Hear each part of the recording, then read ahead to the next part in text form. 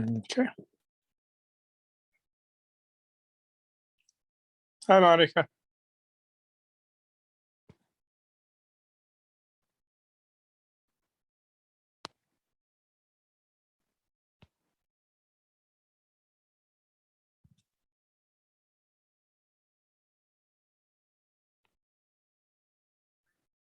Okay. Now there are 3. 4.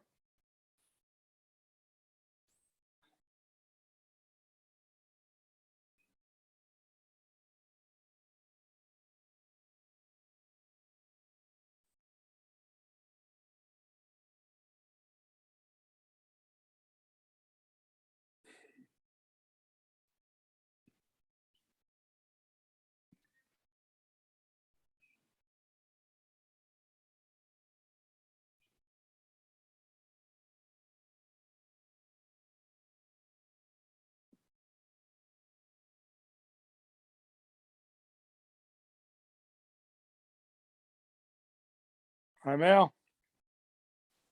Vic. Hello, Fred. It's good to see you again. Yeah. One of the prices one has paid over the last 2 years is just not seeing people with whom you're very familiar, just never seen them. Yeah, other tell than me about their it. pictures. Yes, I know. So I pop up for a little bit at some of our business meetings, at work, for the team, that the people who have their cameras on are the last to be called on for some sort of contribution. So I'll at least start off with my camera on to give me a little bit of an edge on that. I understood. Hello, everybody. We'll give people about another minute and then we'll get started. Hello. Okay, great. How's everybody doing? Work's going well, thank you. Still here. So things evidently worked out well enough for to pull the evening together. Yeah, well enough. Thank God. Thank God. I mean, Yeah, it's always an interesting challenge when kids are home. So yeah. but thank God the juggle worked. Okay, it's 8:31. We're going to get started. And if anyone else joins us, that is wonderful. But we are going to get into it. So before I launch the share screen and actually the Makoros, the actual sources, I'm curious where people are in terms of their just general knowledge. Does anyone know at what point formal tefillah, which I translate as the Shemona Esrei, more or less as we have it today with slight alterations here, there, or the other place, does anyone know when that as a concept that we do together as a group of people in shul, when that started? You mean the first or the repetition? Yeah, meaning the either way, either part. Okay. Well, wasn't it after Ezra the scribe came back from the destruction to rebuild that the Great Assembly came up and instituted the prayers? That is correct. That is correct. The Anshe Knesset Hagdola, we'll see in the Gemara, are the ones who initially instituted formal tefillah, but it actually didn't really catch on. We're going to see, based off of the Gemara, and I want to have a conversation at some point about why it didn't, but the Shemona Esrei doesn't catch on until after the destruction of the Second Temple. It's reinstituted by Shimon HaPakuli in the court of Rabban Gamliel. And at that point, after the destruction of the Second Temple, is when it really becomes common practice and has stayed such to today. And so there's a couple of like 400 years or so between when the Anshe Knesset Hagdola first instituted and when it actually becomes, I would say, ubiquitous. And so it's going to be a little bit of a kind of a head scratcher. What happened, right? What went wrong? And I think it's going to actually be very informative to try and understand what were the goals of the Shemona Esrei and what are we supposed to be thinking about it In addition to what the words mean, and this is what I mean by prayer with layers or layered prayer, which is that when we think about it, there's so many different elements that go into what creates the common prayer experience today. And trying to unpack them are very helpful for us to appreciate and understand what it is that tefillah is supposed to be for us. So let's jump in and see some of this stuff inside, and then we'll open the conversation again. So I'm raising this question now for you to think about. We'll dig into it together. But why do you think the first institution of the Anshe Knesset Hagdola for formal tefillah, why doesn't it stick until the court of Rabbi Gamliel 400 years later? Well, you don't have to answer now. I want you to think about it. I'll give everyone a chance to think, and then we'll circle back in a couple minutes. So let's jump into the first initial sources, and then we'll come back to the question. Sorry.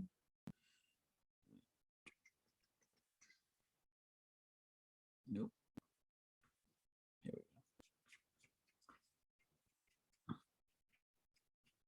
go. Okay. The Gemara in Megillah, Daf Yud Zayin Amid Beis, going on to Yud Ches Amid Aleph, so 17b on to 18a. It says as follows: Tefillah minalan. Where did tefillah come from? The Tanya will do a braysa. Shimon HaPakuli, his dear Shmona Esrei brachos lifnei Rabbi Gamliel al seder b'Yavne. Shimon HaPakuli organized the 18 blessings of Shmona Esrei in front of Rabbi Gamliel, based off of the structure in Yavne, which is where many of the rabbis survived the destruction of the Second Temple, right? That was Rav Yochanan ben Zakkai's deal with Vespasian. Tain li Yavne v'chachamah, give me Yavne and its scholars, and he saved them at the expense of Yerushalayim. So Amar Rav Yochanan, v'amri la b'masnisa tana, Meya ve'esrim zakenim uvahem kama neviim tiknu shmona esrei brachos al seder. So Rav Yochanan responds to Shimon HaPakuli, or to the statement of the Gemara, rather. What do you mean Shimon HaPakuli established the Shmona Esrei? Didn't the Anshe Knesset HaGedola establish? Didn't the men of the Great Assembly, right, in the time period of Ezra and Nehemiah, Mordechai, didn't those guys in between Temple 1 and 2, didn't they establish the Shmona Esrei? And amongst them, there were some prophets, there were some elders, there were some great stages. My his there.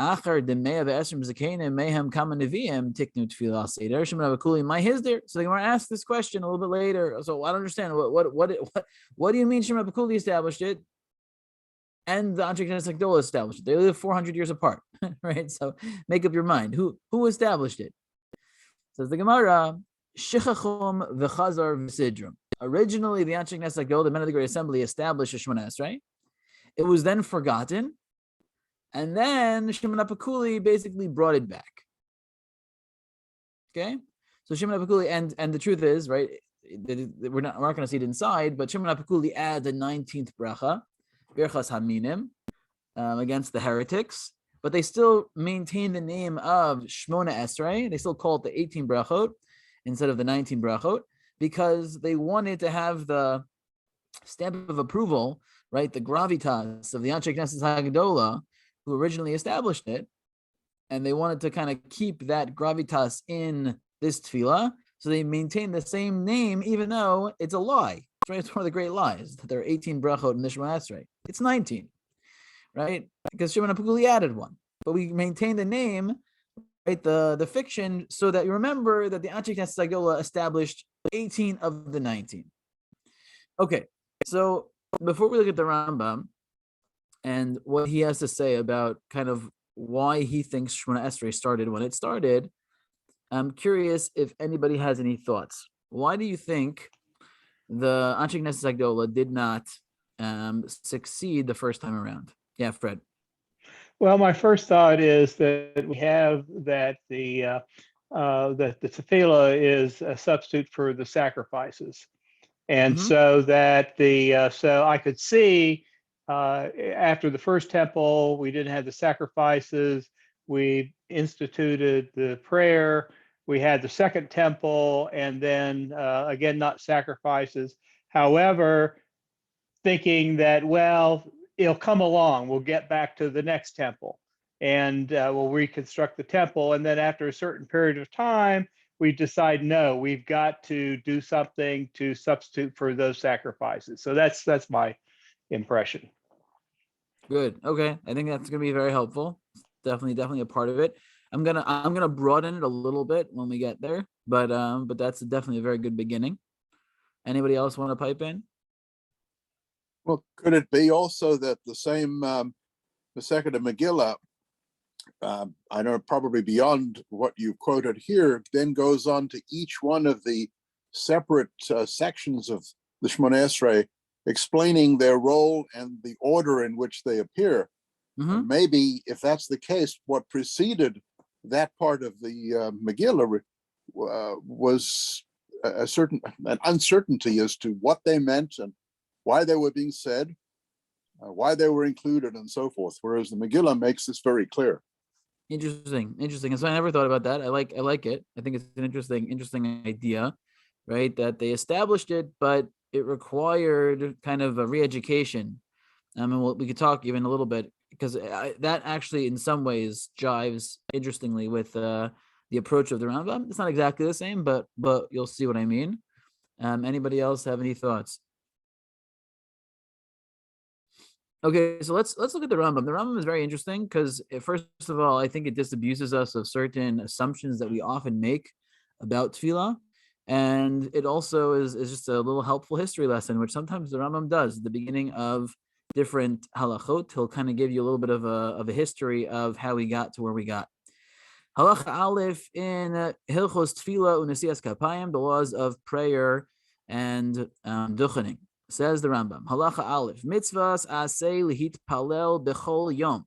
There is a positive commandment to pray every single day. Shneimar v'avaretem es Hashem Elokeichem. You should serve your God. Mipi Hashmu alamdu, and we learned from Torah Sheba'al Peh, from the oral law, she'avoda zu hi tefillah. That when we say that you should do service to God every single day, that avoda is another word for tefillah, for prayer. Shneimar. That you should serve him with all of your heart. How do you serve God with your heart?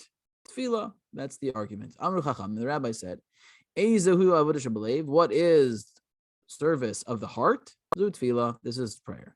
The number of prayers that we say per day is not biblical. And this tefillah, meaning Shemona Esrei itself, is not minat Torah. It's not biblical. And the timing for Torah, for prayer rather, is also not deoraisa. It's also not biblical. And therefore, since all these details are all rabbinic add-ons to the law of you have to daven every single day, therefore women and slaves who are both, again, not the same category, but they're both in the same category of being patur from mitzvahs. They are exempt from time-bound mitzvos. But if in fact prayer is not bound by time on a biblical level, it's only bound by time on a rabbinic level, women and slaves both would be obligated in tefillah on a biblical level. Mitzvahs aseh shelo l'zman grama elachiv mitzvazu kachi. Right. So what is it? Adam mischanein mitpalel bechol yom, that a person should pray and supplicate to God every single day. First, you say the praises of God, and then you ask God for things. Right. So God, you are wonderful. I really could use some help on taking care of my children, and right, so some sort of request. No saying thank you Hashem for helping me get through today. And everyone would basically do that according to their ability and their strength, their knowledge, their ability to create beautiful prose. Right, someone who was regular at davening would lengthen the amount that they would ask in their davening. And if you were heavy of mouth, meaning you weren't so skilled in your oratory, you'll speak according to the amount that you can. and as much as you want, as much as you can handle. V'chein minyan hatfilos kol echad kefi yechalto, and also the amount of times you daven, every person according to their ability. Yesh mitmal pa'am achas bayom. Some people pray once a day. Yesh mitpal pa'amayim harbe. Sorry, pa'amim harbe. Some people daven many times. V'kol yom mitpalin nochach hamikdash v'chol makom shiyeh.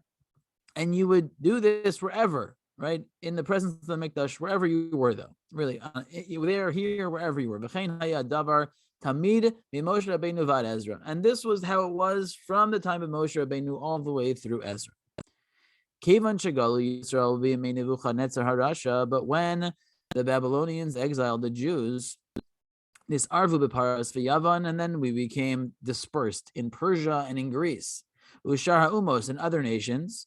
V'noldu lahem banim ba'artzos hagoyim, and the children were born no longer in Jewish areas, but now in Persia and in Greece. V'osan habanim, and those children is balbalu svatam.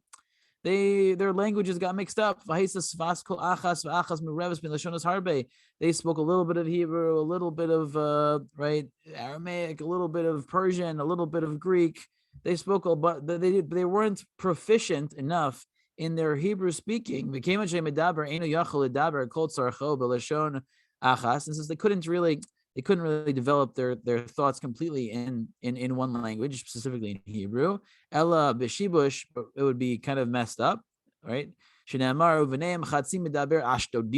it says in the book of Ezra, that part of them spoke these foreign languages. They weren't so familiar with the Jewish language.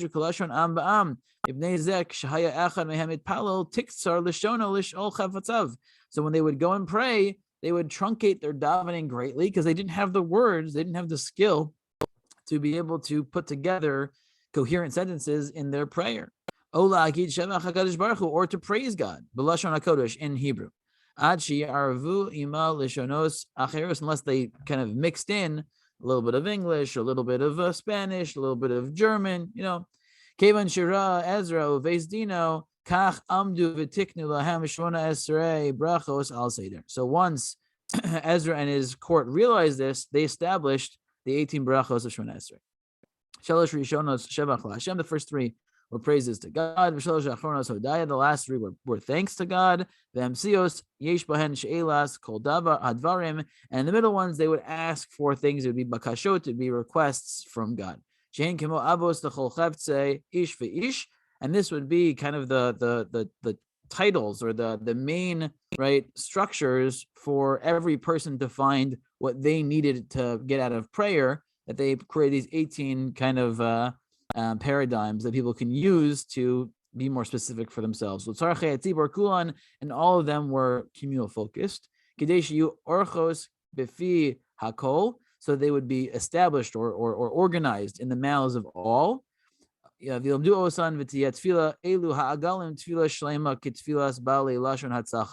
people of the highest language were just as were in the same level playing field now as even people who had stammers, alagim, people who stammered, who didn't necessarily have the ability to speak or to understand all of the Hebrew language properly.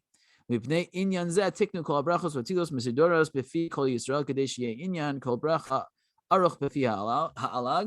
again, so it was that everyone was on an even playing field. That's the argument of the Rambam, is that because the Jews were mixed amongst the nations, they no longer spoke Hebrew properly. They no longer were able to create their own tefillah. Because according to the Rambam, originally, tefillah was an ad-lib, right? You kind of had a structure, a meta structure, where you would praise God, ask for things, and then thank God. That was the meta structure. You would use that to create your own formal tefillah, or your own, informal tefillah. Everyone would do it themselves, and everyone would use their own language. And unfortunately, we were no longer able to do that.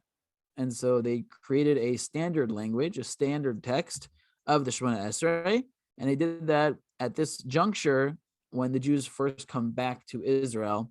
That aliyah of Ezra and Nehemiah and some of the people from Bavel, even though it's not the shining glory, right? And just where does the Rambam get some of this? He gets some of it from the book of Nehemiah itself. If you look here, I brought you a couple of quotations in English, right? Nehemiah chapter 7, verse 66, and chapter 13, verse 24. The entire community in total was 42,360. Their children, half of them, spoke Ashdodit. This was that verse that the Rambam quoted, and could not speak Judean or the language of every nation. So the point is that this created the need to create a formal tefillah. So what changed, right? Why didn't it stick? Well, because they moved back to Israel, apparently, and apparently maybe they relearned Hebrew. And so that next generation, in theory, right, was able to now redo what was used to happen, which was create their own form of tefillah. Now, the next Gemara that we're going to do, Gemara in Brachos, Chavav Amud Beis, is a very important Gemara. And again, just to build a little bit more off of what Fred said earlier. So I have a theory that the Shmona Esrei is not just about the Korbanos, right? The Korbanos is a part of it, certainly, as we'll see that in this Gemara, but that in fact, there are elements of the Shemona Esrei that are meant, Shemona Esrei, and I would say in conjunction with the way that we daven Shemona Esrei, we're meant to recreate a lot of the norms of the temple itself, right? So we'll find things like in the book of Ezekiel, right, that he's the first one to talk about how a shul is a mikdash ma'at, a mini temple. And the fact that tefillah ends up happening in these types of structures, right, is for me, an indication that, right, tefillah, yes, is a replacement for the service that happened in Beit HaMikdash, which is the korbanot, but we're going to see even more than that, that certain aspects of what tefillah do and what they're trying to accomplish, I think even go beyond just korbanot, but we'll get there in a couple of minutes. So this Gemara in Brachos, Chavav Amud Beis, is probably one of the more famous Gemaras, I think, in the whole corpus of Talmud. And it talks about where, what tefillah is based off of. But we'll see it has a pretty limiting kind of way of talking about it. So you'll see what I mean in a moment. Itmar, it was taught, Rabbi Yossi, Rabbi Chanina Amar, Tfilos Avos Tiknum. Our tefillos, our prayers were established after the way that the forefathers prayed. What does that mean? Rabbi Yeshua ben Levi Amar. So we'll see that in a second. Rabbi Yeshua ben Levi Amar. Rabbi Yeshua ben Levi gives a different answer. Tefillos keneged tamid and tiknum. This is what Fred was bringing up. That the tefillos, the various prayers, are set up based off of the korbanos, based off of specifically the korban tamid, which was the everyday offering. Tanya Kavasi de Rabbi Yossi bar Chanina, Tanya Kavasi de Rabbi Yeshua ben Levi. So the Gemara is going to bring proofs for each one. Proofs are not amazing, but we'll see what the Gemara does. First, Tanya Kavasi de Rabbi Yossi bar Rabbi Chanina. First, it brings a proof that tefillah and the avos are connected. How? Avram tikin tefillah shachris. So the Gemara says that Avram was the first to pray in the morning. And Avram woke up early in the morning to the place that he stood there. So the Gemara makes a drasha. What do you mean the place that he stood there? Ein amida ela tefillah. The word to stand, right, just like the word amida is another word for our Shemona Esrei. So it says the Gemara, Ein amida el tefillah, standing is tefillah. Where do we see this? Shenamar vayamod Pinchas vayipalel. And Pinchas stood and prayed. So amida and tefillah are used basically synonymously in the context of Pinchas. So the Gemara makes that drasha by Avraham. Similarly, by Yitzchak tikin tefillas mincha. Yitzchak established the afternoon prayer. Shenamar vayetze Yitzchak lasuach basadeh lifnos arev. And Yitzchak went out to speak in the field close to evening. So this word lasuach, to speak, ein sicha ela tefillah. Similarly, this word for speaking, sicha, is also another form of the word tefillah. Where do we see this? So we see this from David HaMelech. Shenamar tefillah lani ki atov lefnei Hashem yishpoch sicho. In front of God, you should pour out your sicho, right, your speech. So again, here in this context, sicho is tefillah, is prayer. So therefore, too, by Yitzchak, when it says Lasuach Basadeh, that was also a reference to Yitzchak praying the afternoon service. Now again, Avram and Yitzchak did not say Shemona Esrei. They did not say Elokei Avraham, Elokei Yitzchak, Elokei Yaakov, right? They didn't say, right? They didn't use the language that we have. That was established significantly later. What they mean is the concept of praying was created already earlier. And you could argue it goes back to Adam and Cain and Hevel, meaning they already have elements of talking with God. And so you could push tefillah back further. Okay, there's a reason to give some extra credit to the Avos, and so that seems to be what the Gemara does. And Yaakov tikin tefillas arvis. Where do we see that Yaakov established the Ma'ariv tefillah? Shneimar vayivgam makom vayalan shem. So on his way out of town to the house of Lavan, he stops on Har Moriah, and he So the way the psukim describe it is vayivgam makom. He meets the place, right? He almost like arrives suddenly.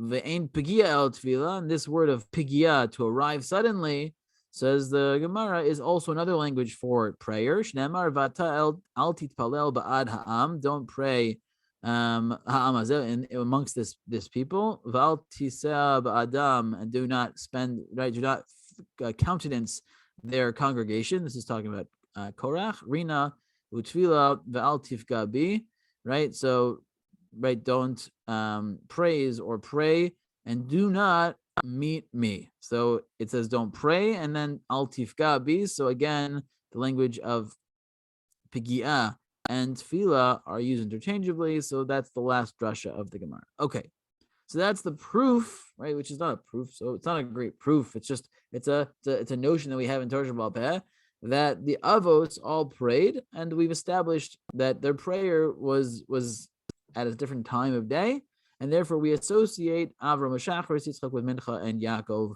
with Mariv. But in terms of the actual content of prayer, in terms of the actual what prayer looks like, it has nothing to do with the Avos, at least at face value. Then we have Tani Kavasi Rabbi Shua ben Levi. We also learn about the tefillah from Korbanos. Right, so here we learn the halachot around tefillah, right? Some of the details of how they established tefillah are patterned after the korbanot that they're based off of, right? So again, they're not exactly the same thing as the korbanot, but they established these tefillot, these prayers, to be parallel to the korbanot. How? So just like shacharis, the korban tamid shel shacharis could be brought until midday, similarly, the tefillah of shacharis can be said up until midday, up until chatzos, sharei tamid shel shachar karev v'halech ad chatzos, because the morning everyday offering could be brought as late as midday. Rabbi Yehuda Omer, Rabbi Yehuda says, ad arba sha'os. Rabbi Yehuda actually had a more stringent view about the korban tamid. It has to be brought within the first 4 hours. Sharei, so he has this more stringent view about tefillah, because he had the same stringent view by his korban tamid. It had to be brought within the first 4 hours of the day, not until chatzos, right? And again, ideally, we try to pray within the Rabbi Yehuda allotted time, the first 4 hours a day. If we don't, and you couldn't, for whatever reason, you can be making like the Rabbanan until chatzos. And why can you daven mincha up until nightfall? Because similarly, the afternoon everyday offering was brought at that time. It can be brought all the way until nightfall. Rabbi Yehuda Omer ad plag mincha, right? Sharei tamid shel bein arbayim karev v'halach ad plag mincha. So Rabbi Yehuda actually felt that mincha had to be said earlier. It had to be said before plag mincha, because at that point is when the korban tamid of the afternoon could be brought. So again, here we paskin against Rabbi Yehuda that generally, right, you could daven mincha even after plag mincha. That's what I think most people do, daven like shkia, but still an interesting debate. But the debate is parallel between the korban tamid and mincha itself. And why do we say that Mariv doesn't have a set time? Sharei evarim upidarim, the leftover limbs and fats, Shalo nitachlu b'erev, did not get eaten by the fires before nightfall. Kravim v'holchem kol halayla, you can bring them and burn them all night long, and therefore Mariv can be said in theory all the way until the following morning, though there are other Mishnayos that try to limit it to Chatzos Halayla if possible. Sorry, I just read that. And why do we say that the Musaf service can be said all day? Because the Korban Musaf, the extra Korban, the brought on Shabbat and Yom Tov, could be brought all day. And again, Rabbi Yehuda is consistent in both his view of the Korban as well as Tefillah, that Ad Sheva Sha'ot, that both have to be done by the 7th hour into the day. Shari Korban Musaf, Kara V'holech, Ad Sheva Sha'ot, because they have to be brought before the 7th hour. Okay, so my point of showing this is only, we often associate the Tefillot with Korbanot, and we limit it to Korbanot.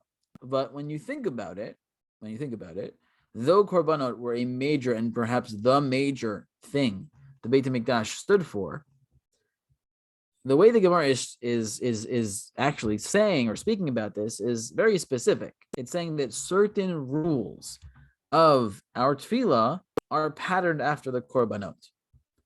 But what it's not saying is that tefillah is created limited by, right, that it's just a replacement for the korbanot. It is also a replacement for the korbanot, but as we'll see, the truth is that, right, the two perspectives are not even mutually exclusive, right? It could be, tefillah can be based off of the fact that Avraham, Yitzchak, and Yaakov each prayed at different times of day. And it also could be based off of the fact that the korbanot were brought at different times of day. And it could be other things as well. And when you start to think about it, right? So just to give you an example, one of the things that we do today, which we don't really know so much about it being done ahead of time, was the concept of a minyan, right? We require a minyan for any davar shebekdusha, anything that it requires, right? It's considered a holy thing to say. It requires 10 men over the age of bar mitzvah in order to be able to say that. So where does that come from? Right? Where do we have the concept of requiring minyan? Like what does the minyan do? So another question before I answer that. So we say in our Shemona Esrei, Nesias Kapayim, right? We say kind of or in Israel, people duchen, right? So we do duchening in Shemona Esrei, right? So what is that? What is that? I mean, I know that they did Berachos Kohanim in the Beit HaMikdash, but that's not part of the Korbanot. It's not part of the Avot. What is that? It's another thing that they did in the Beit HaMikdash that we kind of slip into Shemona Esrei. Or isn't it interesting that at the end of davening every single day, it's become established that we say the Shir Shel Hayom, right? The Shir Shel Hayom. This is the song that the Levites would sing in the Beit HaMikdash leading up to, right, every single day leading up to Shabbos. Again, it's not part of Shemona Esrei, but it's part of Tefillah. Overall, is again a parallel to something that was done in the Beit HaMikdash. So what I want to argue is that really the whole idea of tefillah is actually a replacement not just for korbanot, not just for the avot, but a replacement for the entire structure of the Beit HaMikdash and what the Beit HaMikdash served us as, right? The Beit HaMikdash was the central place through which all Jews all the time were connecting together towards the Ribbono Shel Olam, towards God. That was what it was. It was and even today when we pray to the Beit HaMikdash, right? Towards the Beit HaMikdash, towards Israel if you're outside of Israel, if you're in Israel, towards Yerushalayim if you're in Yerushalayim, towards the Makom HaMikdash, towards the place where the temple stood. So when we're dispersed and we no longer have this central location where everyone is going the multiple times a year, or supposed to be going multiple times a year, then one of the things that the rabbis who are trying to create this structure are thinking of how do we bring some of the elements that we had in the Mikdash to our tefillah. So I don't know if anyone's ever done this. Has anyone ever kind of read through the Kedusha and tried to understand why the Kedusha is a big deal in Shemona Esrei? When we say, right, Kadosh, Kadosh, Kadosh, and Baruch Hu, like what's going on in the Kedusha? It's a big deal. Does anyone know? I mean, we're basically praising God. We're We're praising sanctifying. God. We're joining in. As the angels, Right. as Right. So the introduction of Kedusha says that, right, we're going to praise you, Hashem, right, basically with the same language the angels use to praise you. Okay. And then we invoke two prophets. The first is Yechezkel ben Buzi, right? So we invoke the line of Kadosh, Kadosh, Kadosh, which comes from Yechezkel, Ezekiel's description of God's chariot, which is leaving the Beit HaMikdash, on its way out as the Jews are going into exile. The Jews are already in exile, some of them, half of them, right? Ezekiel's already in Bavel. It's already in Bavel when he sees this vision of God leaving the Beit HaMikdash in his chariot. And then we have, right, Baruch Kvod is from Yeshayahu, and it's Yeshayahu's description of God's chariot, or his description of the angels describing God's chariot. Okay, so in both cases we have these angelic visions of them praising God, and God's chariot, whatever that means, leaving the Beit HaMikdash, and so we invoke those two things, right, in our davening. So what we're trying to do there is we're trying to, right, create moments. And again, remember, Kedusha, like Kadesh, like Baruch Hu, is one of the Devarim Shebekdusha, like Chazar Tashatz, right? These things require a minyan of people in order to say them. So what does a minyan do? A minyan is supposed to be, and it's actually a Mishnah in the 3rd chapter of Pirkei Avot, which says that 10 people bring down God's Shekhinah. 10 people bring down, right, God's presence. Like a Mishnah actually says 5 people do it too, and 3 people do it too, and 2 people do it too, and even 1 person can do it. But generally speaking, right, the ideal format for prayer, for saying these Devarim Shebekdusha, require a group of 10 men over the age of bar mitzvah. So what exactly I think is going on? You'll see a little bit in kind of what I think from this Beit Elokim. So the Beit Elokim is a book by the Mabit. The Mabit, Rav Moshe ben Yosef Titrani, was an important halachist I believe in Italy, if I remember correctly. And in his Shar HaYesodos, his Gate of Fundamentals, he gives a little bit of his own history lesson about why certain things only seem to exist post Chorban Sheni, post the destruction of the Second Temple. V'zeu atam etzli alma shenira ki ba'osu azman lo hayu mitkabsim Yisrael b'chol mekomos moshe osam erev haboker tzarayim malkam yuchalit palel. He says, if you look at Tanakh, do you find any situation where it seems like the Jews gather together in the morning, afternoon, and evening for prayer services? He says, you don't. Why not? Right? Why is there no gathering together for prayer services all of these years in Tanakh?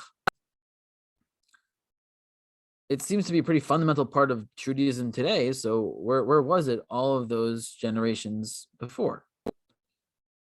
What happened before that, it seems like everybody just davened by themselves. We don't find any, right, getting together for prayer until after the destruction of the temple. At that point, only then did the Anshe Knesset Gedolah, the men of the Great Assembly, establish the 18 brachos, and things that required, again, a minyan. Right? They can't be said with less than 10 people. וגם כי משה תיקן להם לישראל שיהיו קוראים בתורה בשני וחמישי, and even though according to the oral law, the concept of laning, right, part of the Torah, of repeating part of the Torah, reading part of the Torah on Monday and on Thursday and on Shabbat was already established from the days of Moshe Rabbeinu, and that would be something that requires 10 people. Hu b'chal darim she'en pachos me'asara. Afilu hachi le'inyan hatfila shelo hayisa signon echad b'fi hakol ela kol echad k'fi tzachos l'shano. Right? Even if, let's say, that's true, that there were times where on Monday and Thursday they would get together just for some reading of the Torah, that doesn't mean that they davened together, because everyone davened their own tefillah. There was no formal text that combined everybody together. Everyone would daven in their own place in the way that they wanted to. And basically, it was like you were part of the congregation because you did your thing. So why? Because one of the ways that you could get your davening in was in the context of bringing a korban. And when you brought a korban, what happened? Says the Mabit, God's Shechina would be revealed or would be present. So to some extent, when you brought the korban, it wasn't just the korban brought down God's presence. Right? God brought down God into your midst. So when you prayed in that context, you were basically creating what the rabbis created afterwards with the requirement for the minyan, because we say that when you had 10 men above the age of bar mitzvah, that brings down God's Shechina if they're going to do acts of godliness. So you do this service of tefillah in that context, you are recreating the Shechina moment from the korbanot. Maybe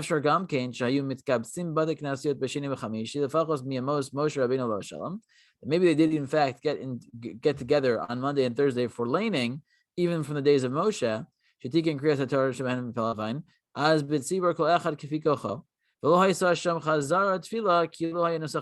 the very least, there was still certainly no repetition because they didn't have an actual tefillah. Everyone did their own thing. And everyone knew the language, and they could all do what they needed to do. So my point is that it's not just a replacement for the korban itself. It's a replacement for God's presence, for the fact that God, right, even existed. And we're not going to do this inside, but just so you know, before we just end with the Seder Avodas Yisrael, which we'll get to in a second. But if you look at the Rambam and the Ramban, it's a somewhat famous debate. Again, I call things famous because I know them, so they must be famous, right? So there's a debate between the Rambam and the Ramban about what is the main function of the Beit Mikdash. What's the main role the Beit Mikdash plays? The Rambam, in his Hilchos Beis Bechira, very clearly says that the main function is Muchan Beit LaHashem, a house for Hashem that's ready for korbanot. It's a place to bring korbanot. That is how he describes it in the Yad HaChazakah. He describes it as a place for bringing korbanos. The Ramban Nachmanides, in his Perush on the book of Exodus, highlights that it's very interesting that in the book of Exodus, you have the Exodus from Egypt, you have Matan Torah, and then you have the story of the building of the Mishkan. That's basically the entirety of the book of Exodus. The Exodus from Egypt, Matan Torah, and the building of the Mishkan. And he basically says, why isn't the building of the Mishkan in Sefer Vayikra, which is all about Torah Kohanim? It's all about the Kohanim. Why would you put the building of the Mishkan in the second book? It should be in the third book. Okay? So he answers that because the Mishkan is really a continuation of Har Sinai, which is all about God's presence resting amongst the Jewish people. And so really, fundamentally, the main job, the main theme of the Mishkan and eventually the Beit Mikdash is for God to have a place to rest on the Jewish people.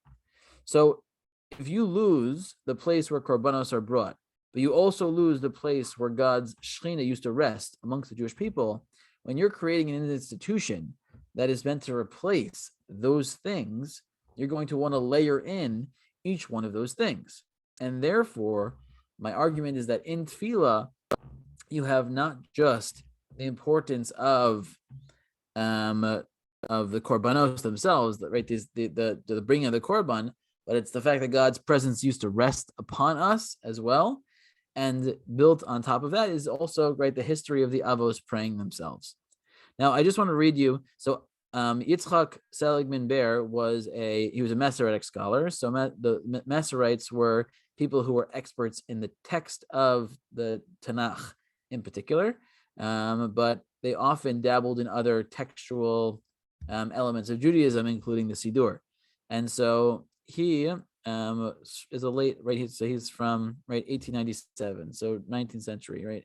So he's 1825 to 1897. He was in Germany.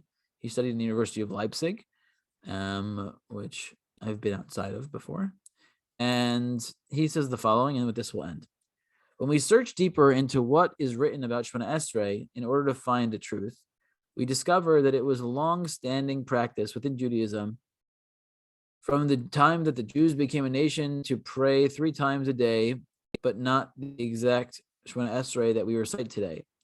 Instead, each person would recite what he felt in his heart. Right? Again, people would say their own language, what his body and soul would want to express. That was the practice until the Jews returned to Israel after their exile to Babylonia at the time of the Great Assembly, which then composed the brachot, the tefillot, the kedushot, and the havdalot. They are composed 18 individual brachos to act as the tefillah, which could be recited by anyone who wanted to recite the prayers with words that were appropriate and refined. But the initial purpose in composing these 18 brachot was not established a fixed text for everyone. From the beginning, the 18 brachot were composed for those who were not fluent in the language and who could not organize their prayers on their own in an appropriate manner. Over time, circumstances led to there being peace in Israel in the time of the Chashmonaim. The Jews lived comfortably and discontinued the practice to recite certain brachot. Right, this is answering our question that we started with earlier of why is it that it didn't stick after the Anshe Knesset Agdola made the brachot. So what Rabbi Ber focuses on is the fact that the reality of the Jews, they were back in Israel. They had the Beit HaMikdash again. They had the second temple. They reestablished things. And so they living comfortably. Certain brachot didn't make sense anymore. In particular, they discontinued reciting the brachot that spoke of breaking the yoke of exile because they weren't in exile anymore. Like Re'ev Yenu or Hashiva Shoftenu, return our judges. We have judges now.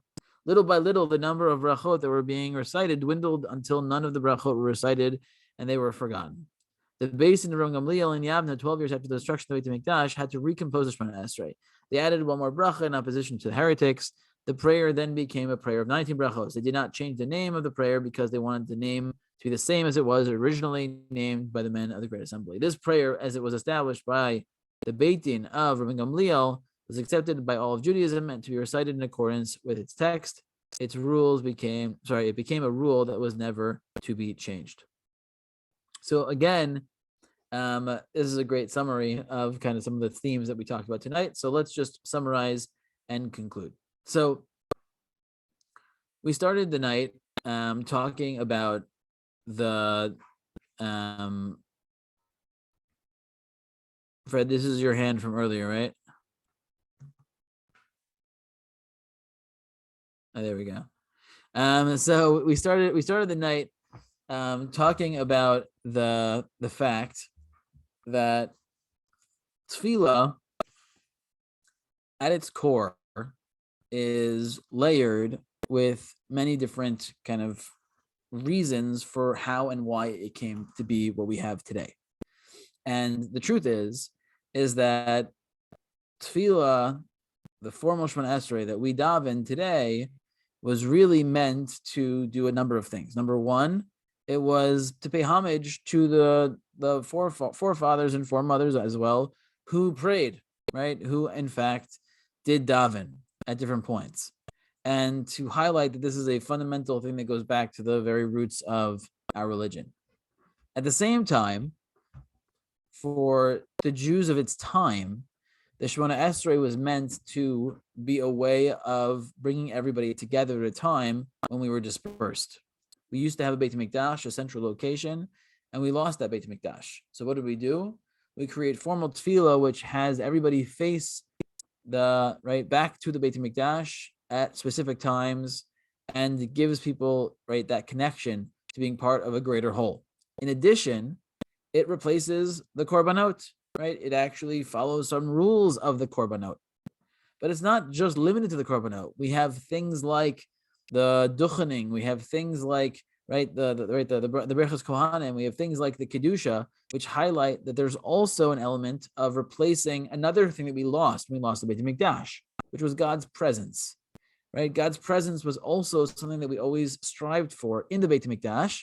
We achieved. We know the Mabit said we achieved that in the moment of bringing a korban, but in general.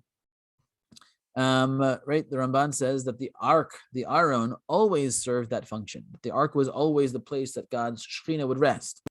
And so therefore, we have things like Kedusha, where we bring down, the angelic voices of God's chariot back into, our shuls, which are the Mikdash Ma'at, the small temples, that basically we layered in the whole notion of God's presence and the importance of God's presence amongst the Jewish people into formal tefillah. And so what you have is you have a layer of God's presence, you have a layer of korbanot, you have a layer of combining us all in terms of our focus back to Yerushalayim, and a focus back on our roots and the fact that our foremothers and forefathers all prayed. All of these things, are layered into what we are supposed to be feeling and emoting when we say our tefillah, when we say our prayer. And hopefully, one day soon, we will all return back to Eretz Yisrael with the Beit HaMikdash b'mehera v'yameinu. And when we have the Beit HaMikdash back, we'll be able to reestablish all of these things that were once lost. And who knows, maybe formal tefillah will be a thing of the past, maybe not. But I guess we'll have to wait and see how it all turns out. We'll stop here for any thoughts or questions.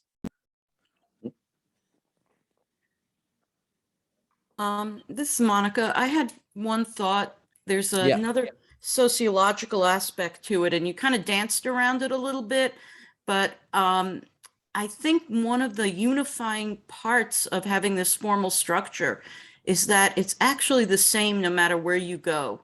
You can go thousands and thousands of miles away, and the people are still saying the same formal prayer that you say in your home.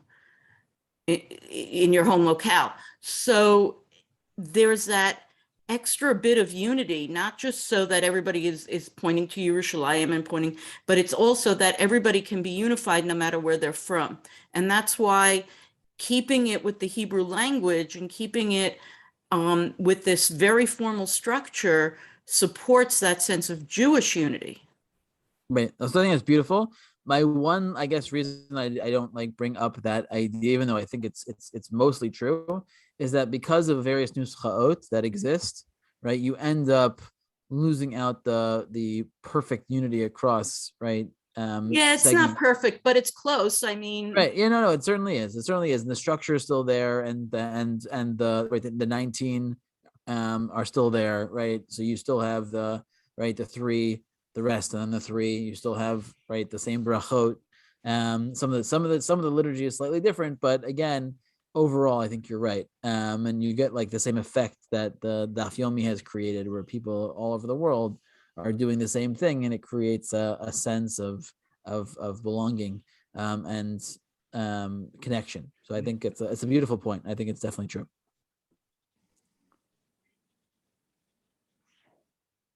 Okay. Well, thank you everybody for tuning in. All right. Thank you. Thank you. Right. Shakar, thank you for your time and effort, as Thank you always. very much. Right. Have a great night, everybody. Thank you. Okay. Bye. Bye.